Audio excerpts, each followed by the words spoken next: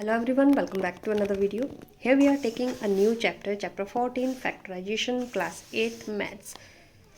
पिछली कुछ क्लासेस में हमने किया था chapter number 9 which was algebraic expressions and identities, जहाँ पे हमने पॉलिनोमियल, मोनोमियल, ट्राइनोमियल सब के बारे में सीखा था। साथ ही उन पे कौन कौन सी आइडेंटिटीज़ कौन कौन सी होती हैं और कैसे अप्लाई होंगी, उन्हीं की कुछ फर्दर एक्सटेंशन हम समझ सकते हैं चैप्टर नंबर 14 को।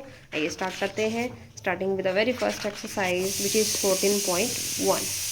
यहाँ पे आपको क्या निकालने हैं? कॉमन फैक्टर्स निकालने हैं। दो टर्म्स दी गई हैं, हमें जस्ट उनको स्प्लिट करना है। स्प्लिट करने पर हमें पता चलेगा कि उनमें कॉमन टर्म्स कौन कौन सी है। फॉर एग्जांपल 12x में 2 2 ज़ा 4 3 ज़ा 12 हम ऐसे लिख सकते हैं। 36 को 2 2 ज़ा 4 3 ज़ा 12 3 ज़ा 36।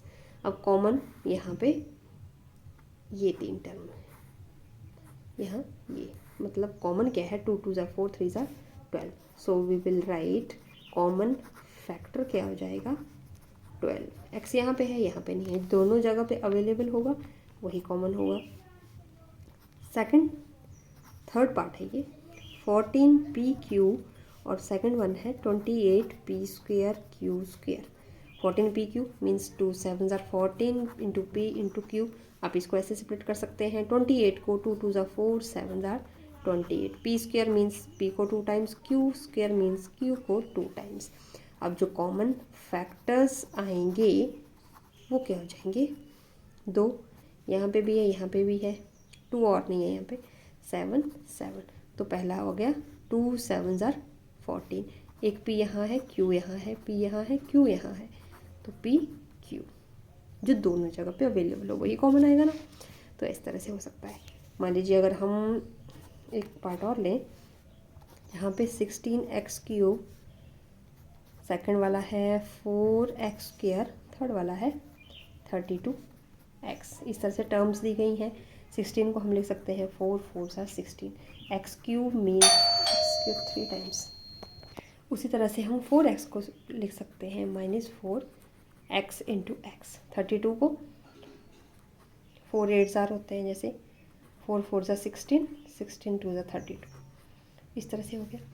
4 हमें तीनों जगहों पे दिख रहा है, तो कॉमन फैक्टर क्या आ जाएगा? 4 आ जाएगा। ठीक है, 4 यहाँ पे है, नेक्स्ट वाला कहीं नहीं है। x आपके पास तीनों जगह पे अवेलेबल है, तो एक आ जाएगा x। और कोई टर्म्स नहीं है, तो इसलिए कॉमन फैक्टर क्या आ जाएगा? 4x। फर्स्ट क्वेश्चन के सारे पार्ट्स इसी तरह से रहने वाले हैं। सेकंड में मान लीजिए हम करते हैं स्टार्ट फर्स्ट पार्ट से। 7x - 42, तो 7x 42 को हम लिख सकते हैं 7 6 और 42।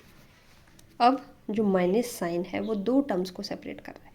First one is 7x, second one is 42। Common क्या है दोनों में? 7 कॉमन है, 7 बाहर है, माइनस साइन 7 6 और 42। यह आ जाएगा आपके पास आंसर।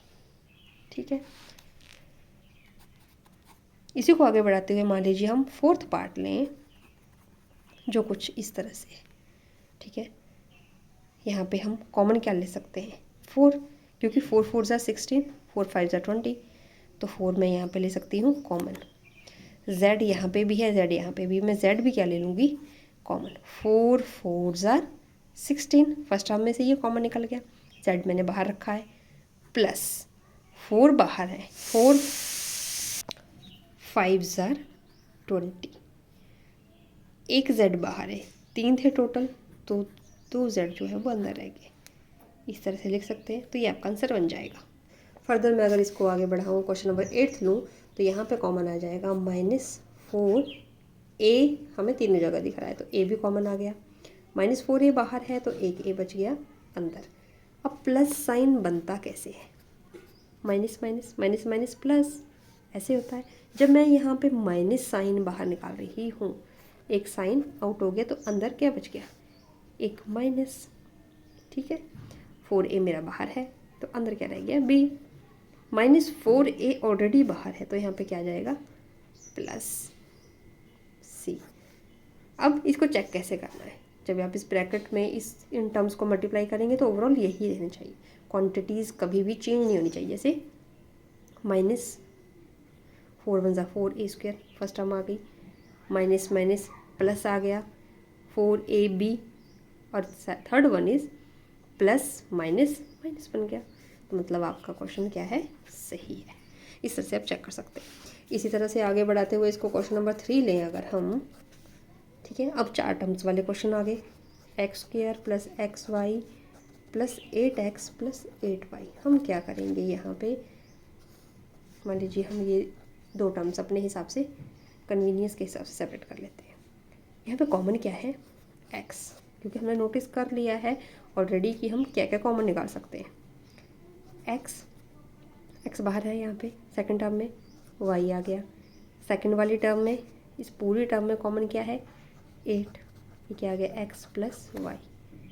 अब एक टर्म अगेन ये बन गई, एक टर्म ये बन गई, पॉजिटिव साइन से एक तरफ इस तरह से। अब x + y भी मुझे यहाँ पे क्या दिखाई दे रहा है, कॉमन दिखाई दे रहा है। x + y मैं बाहर निकाल लूँगी, अंदर क्या बच गया, यहाँ पे बच गया आपका x, यहाँ पे बच गया 8।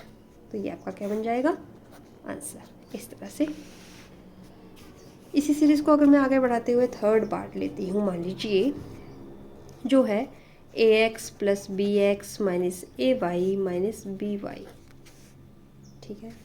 पहले में मुझे x दिखाई दे रहा है कॉमन, तो मैं x निकाल लूँगी, अंदर बच गया a + b। दूसरे में मुझे माइनस साइन दिखाई दे रहा है पहली बात, और y साइन दिखाई दे रहा है। माइनस निकाल लिया तो यहाँ पे a बच गया, सो दैट जब आप मल्टीप्लाई करके ओपन करेंगे ब्रैकेट को, माइनस माइनस आ गया, ay आ गया। अब माइनस साइन मेरा बाहर है तो मैं यहाँ पे क्या लगाऊंगी, प्लस। देखिए इसको चेक भी कर सकते हैं, प्लस माइनस माइनस, ठीक है, साइन ऐसा रहना चाहिए। y बाहर है तो यहाँ पे क्या आ गया, b। ओपन करेंगे तो वही चीज़ रहनी चाहिए जो आपके क्वेश्चन में गिवन है, ठीक है। अब माइनस साइन के एक तरफ एक टर्म, दूसरी तरफ दूसरी टर्म, a + b मुझे अगेन दिखाई दे रहा है, दैट इज़ कॉमन। मैं बाहर निकाल लूँगी इसको, ये आ गया आपके पास x - y। इस तरह से ये हो जाएगा, ओके। सारे पार्ट्स ऐसे ही हैं, बेसिक चीज़ समझिए, you will definitely reach the solution. Next जब हम सेशन लेंगे उसमें यूज़ करेंगे आइडेंटिटीज़, उनको कैसे अप्लाई करना है, कैसे सोल्यूशन तक पहुंचना है। आज के सेशन में इतना ही। थैंक्स फॉर वॉचिंग, मिलते हैं नेक्स्ट वीडियो में।